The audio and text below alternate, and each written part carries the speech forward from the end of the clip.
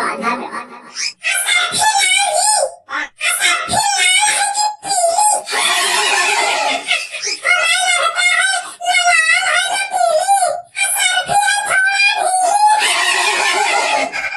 बेटा चुनाव जीतने दो, फिर बताएंगे लाल है कि पीली। खैर छोड़ो बेटा, बचपन में हम भी आप लोगों की तरह बहुत शरारती थे, फिर बड़ा हुआ तो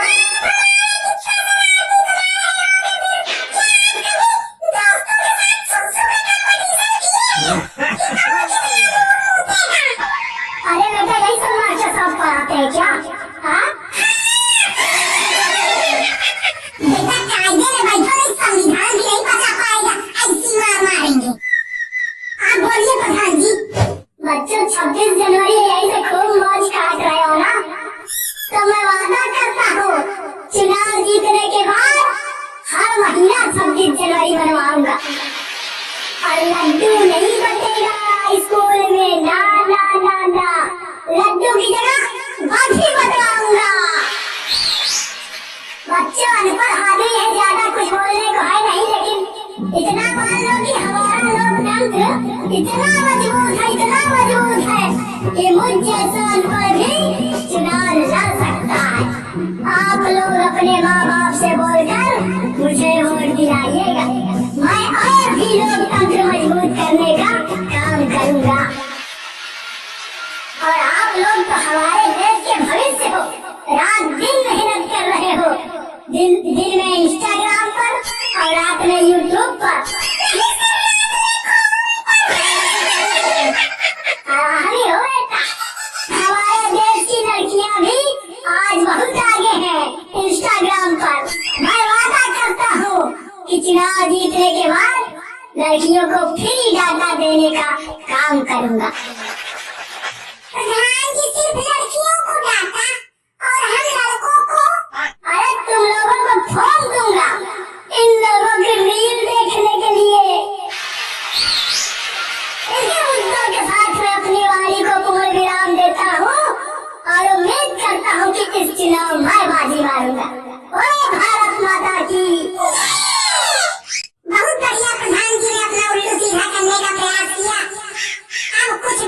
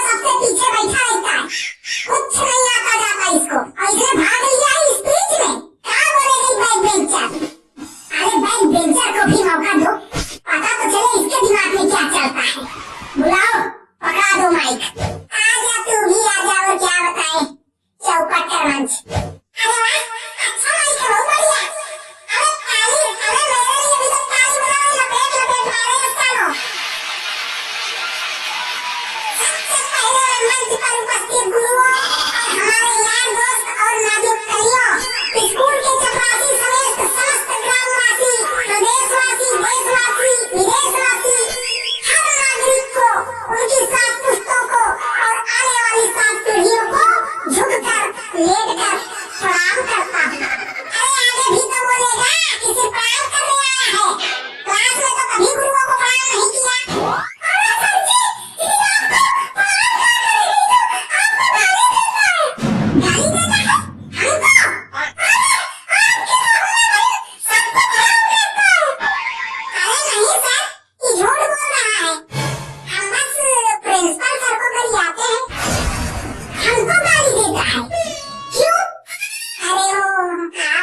मुर्गा बनाए थे इसलिए कल आना बेटा तू स्कूल, देख तुझको मुर्गी भी बनाता। चल आगे बोल। मैं कहना चाहता हूँ कि आज 26 जनवरी है, यानी गणतंत्र दिवस, यानी हर इंसान की अपनी आजादी। लेकिन मेरा एक सवाल है, कौन आजाद है? हम तो नहीं है आजाद। घर में मम्मी मारती है, स्कूल में टीचर मारते हैं, कभी कभी ये नकलू प्रिंसिपल भी पेल देते हैं, और कभी लड़कियों को थोड़ा सा छेड़ तो लड़कियां भी संगिलियां देती हैं। गली में क्रिकेट खेल के पड़ोसी की कांच तोड़ दे तो वो भी तोड़ देते हैं हमको। कहाँ है आजादी बताओ? हम बच्चों पर ही अत्याचार क्यों क्यों क्यों? सच कहे तो हम बच्चों की कोई आजादी नहीं है। 50 केजी का बक्सा हमारे पीठ पे लाद के सुबह से शाम तक हमारे दिमाग में जबरदस्ती घुसाया जाता है। हमारे लिए कोई गणतंत्र और तंत्र नहीं है। अगर असल में कोई आजाद है तो वो है जो अपराधी है, भ्रष्टाचारी है, सत्ताधारी है, जिनके पास पावर है, उन्हीं की आजादी है। और असली आजादी उनकी भी है जो कार से शीशा निकाल के राह चलते कहीं भी थूक देते हैं, गाड़ी चलते के मूत देते हैं और टार्चर सहते हैं हम लोग। और मैं उनकी भी आजादी को नमन करता हूँ जो सारे जहां से अच्छे देश को सारे जहां से गंदा बनाने में अपना योगदान दे रहे हैं, यानी कि कहीं भी कचरे का ढेर इकट्ठा कर देते हैं। हम बच्चों के ऊपर अत्याचार कम करके ऐसे लोगों के खिलाफ थोड़ा बहुत कार्रवाई होनी चाहिए जो देश को स्वच्छ नहीं गंदा बनाने का प्रयास कर रहे हैं।